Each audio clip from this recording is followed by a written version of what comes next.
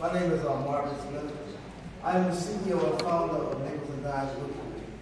We provide professional services in accounting, bookkeeping, payroll, and taxes.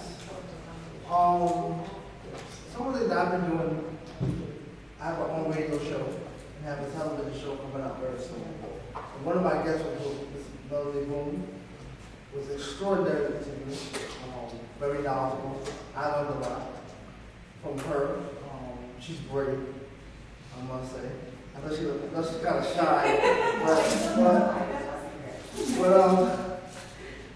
so those are some of the things that I'm doing.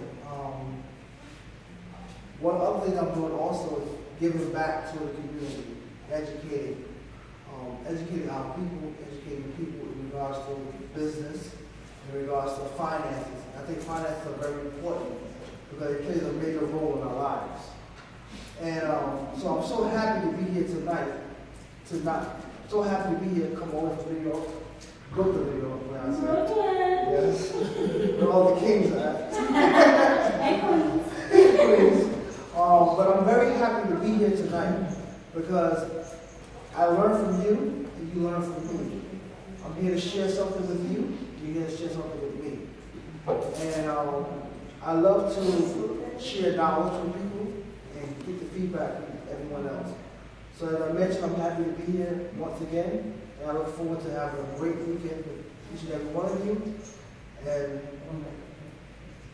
thank you.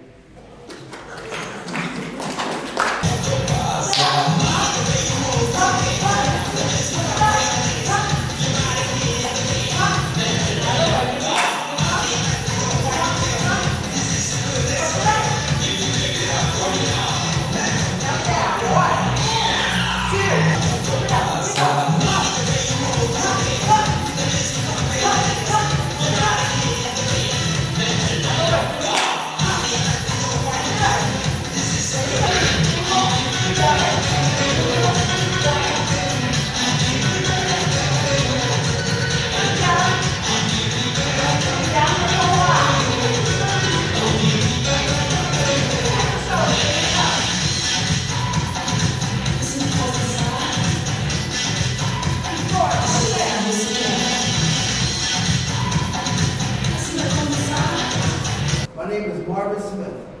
I am the CEO and founder of Nichols and Dimes Bookkeeping, which has been established since 2005.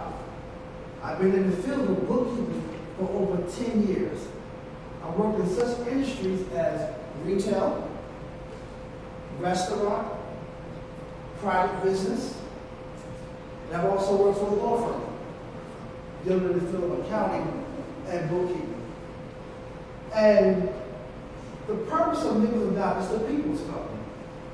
We pride ourselves on three things: customer satisfaction, honesty, and integrity. It's not about how much money I can make. It's about how much money I can save you. And the reason for me going into business is to educate, to give back, and to be a source of information, and to teach you, and to help you. I'm not a psychologist, but I do have a prescription to help you when you leave today, help you better manage your finances. Now, the main source of our company is bookkeeping. What does the word bookkeeping mean? I want to speak from a business point of view and a personal point of view.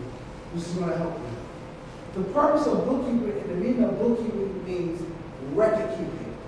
It means record keeping. So what we do is we record all the things that affect the business.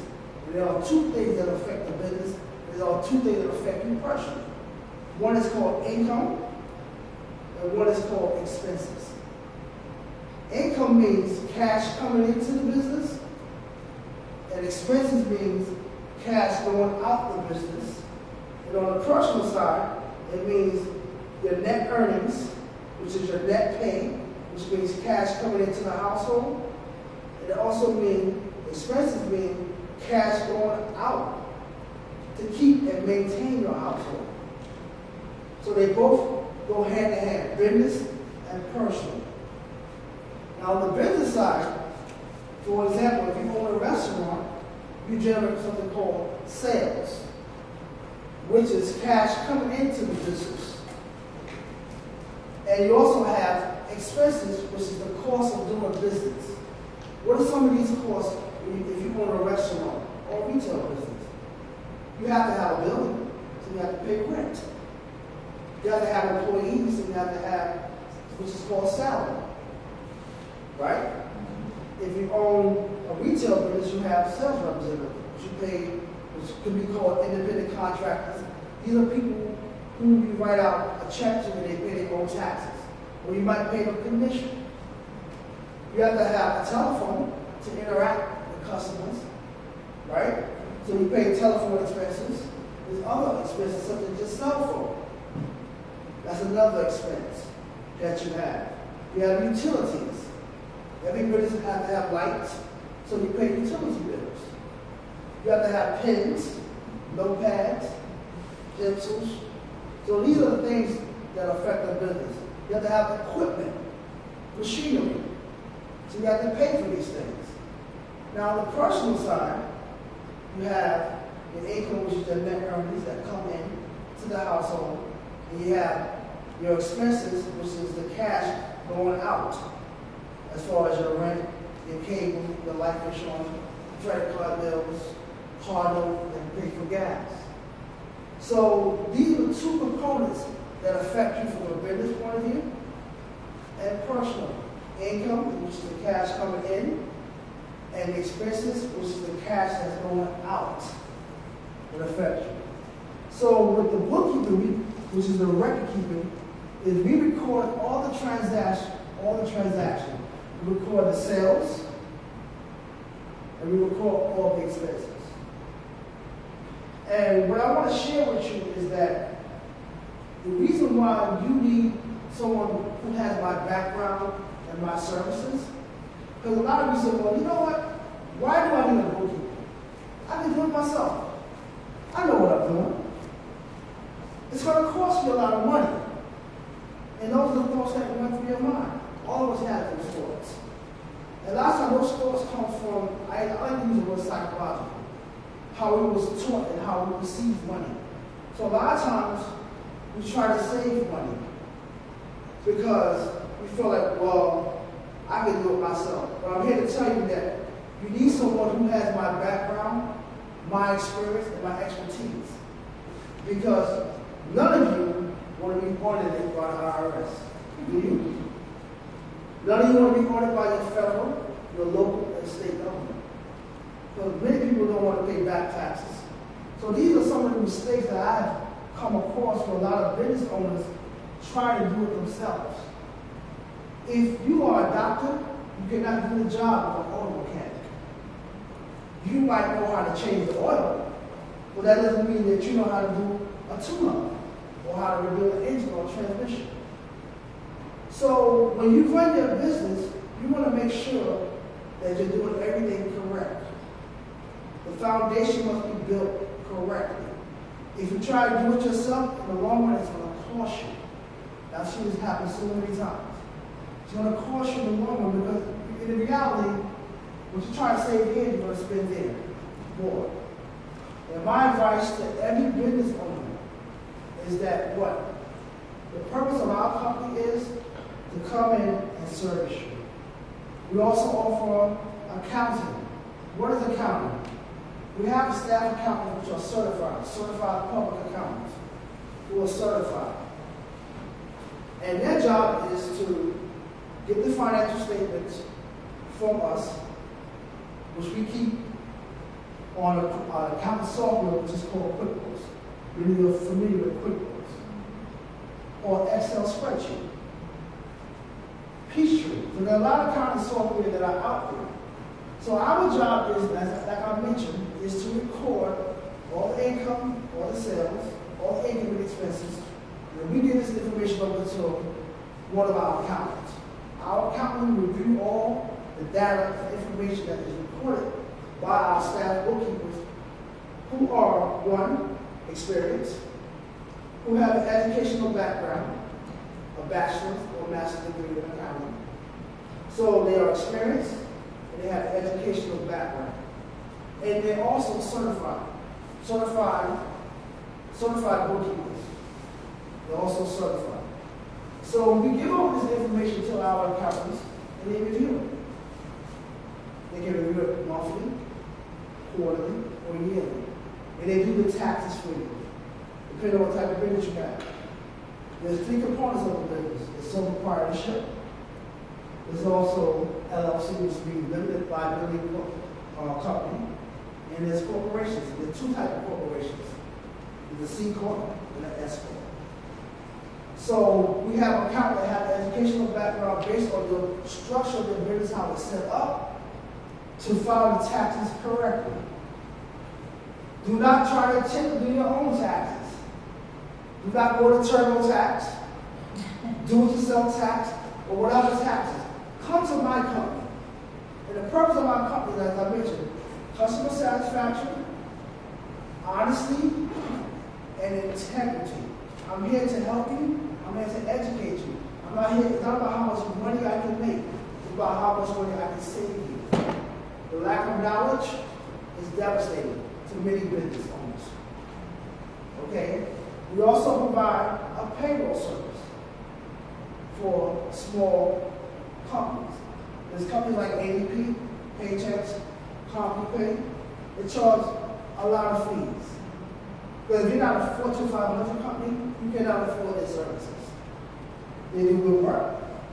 But I provide a payroll service which is affordable to you for small business, which you can afford. And our payroll service, which I will explain to you, works like this.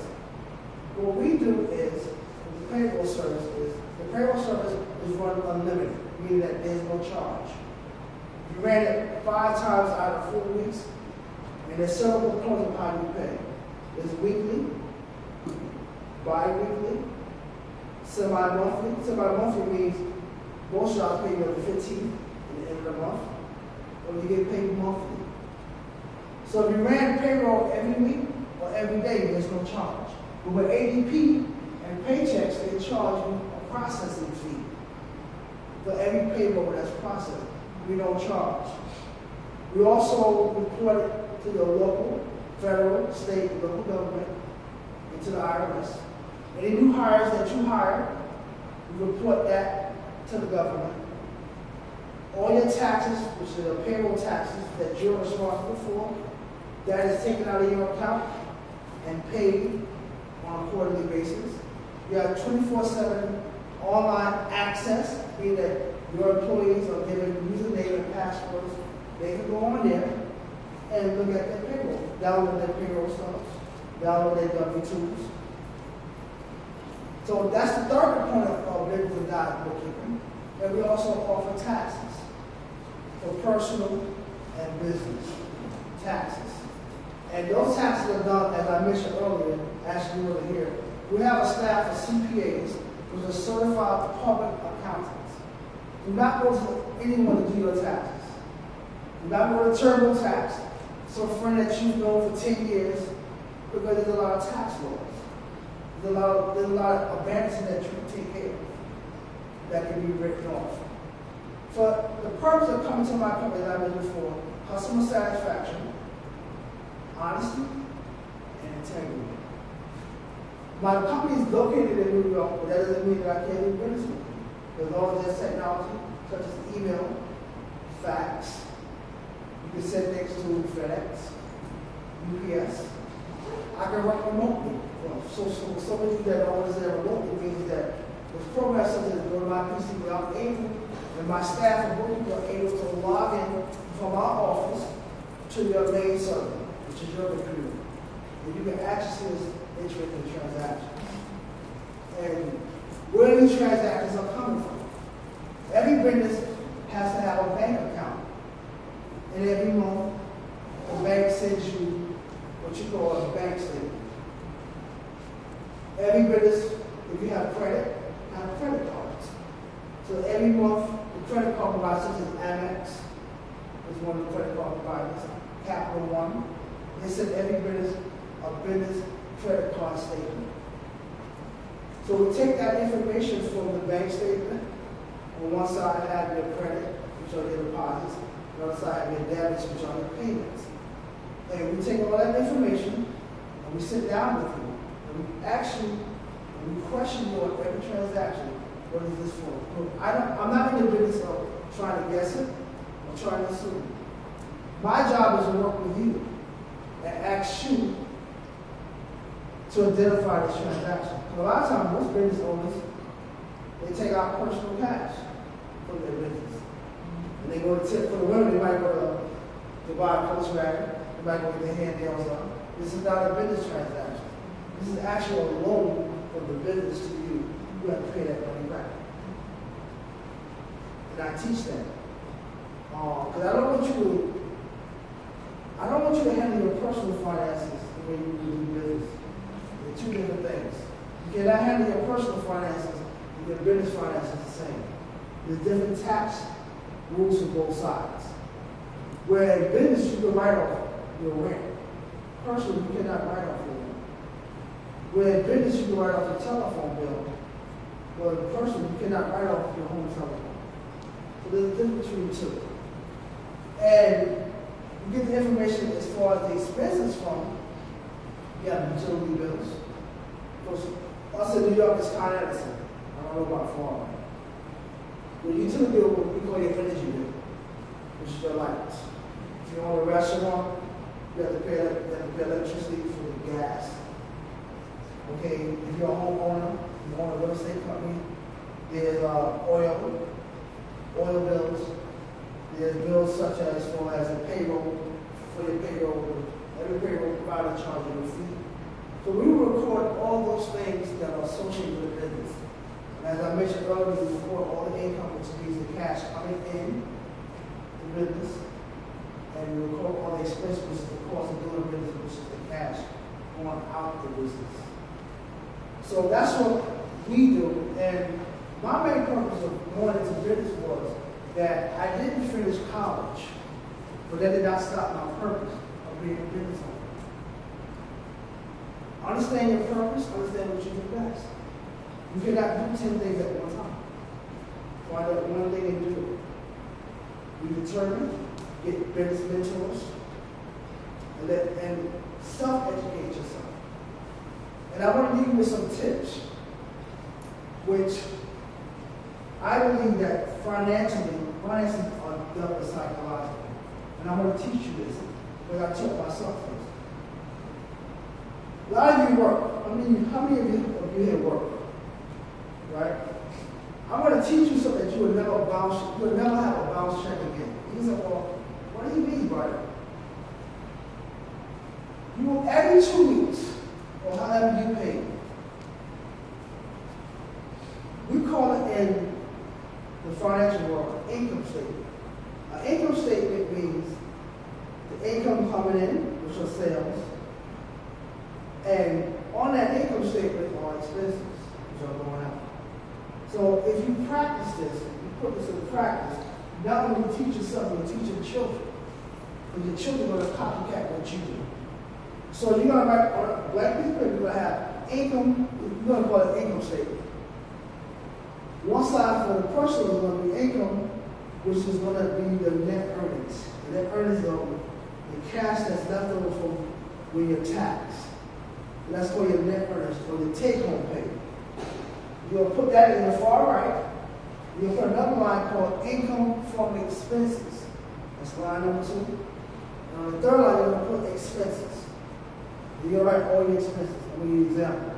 On the expense side, you're going to put rent, telephone bill, life insurance, cable bill, cell phone bill.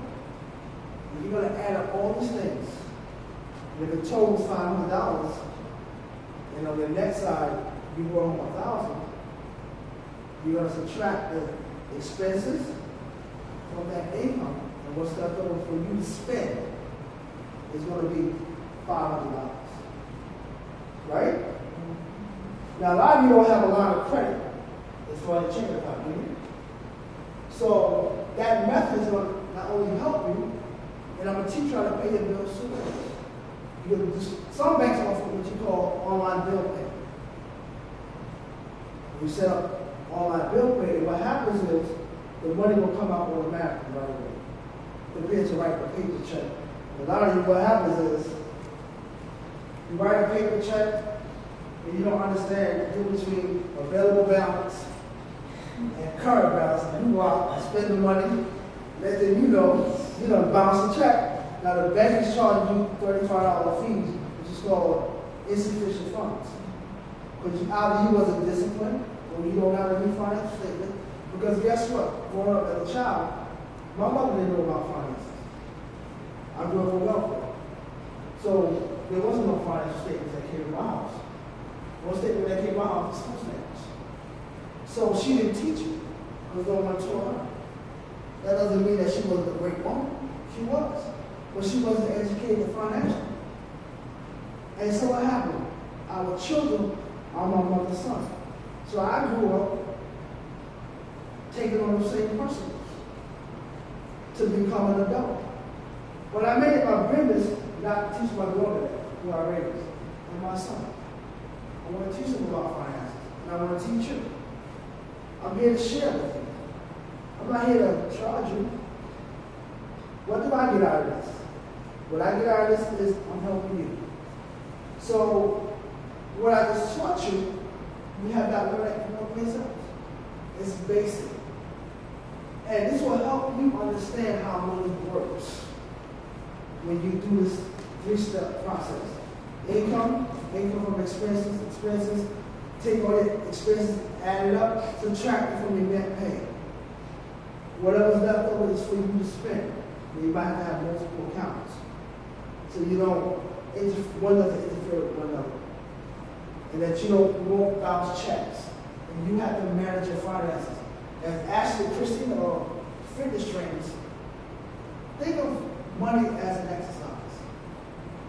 It's an exercise. It's a way of life. It controls the world. So when you understand those things, you know what to do.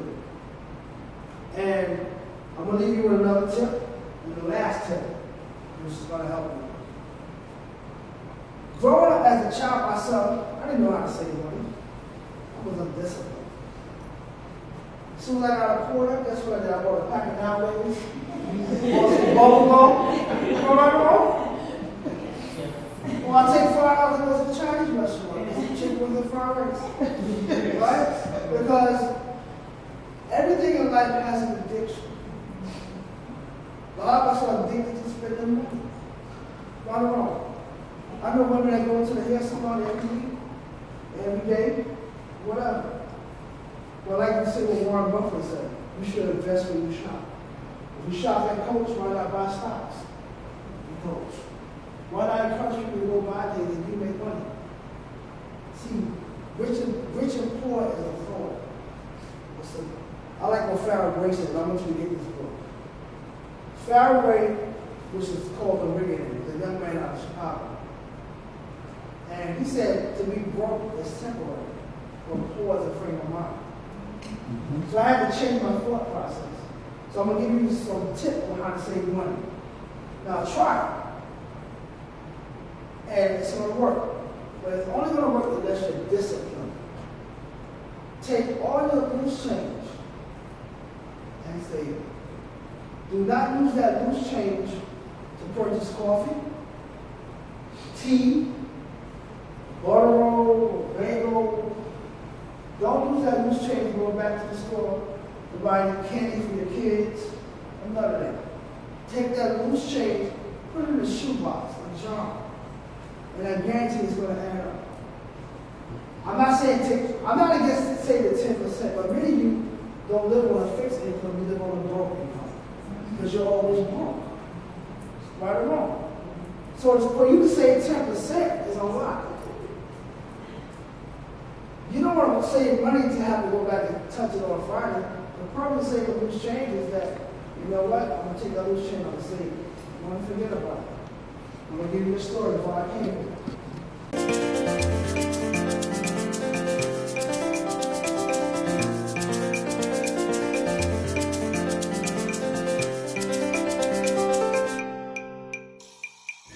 It's easy to get wealthy, but poverty is a state of mind. Absolutely. It's not a condition.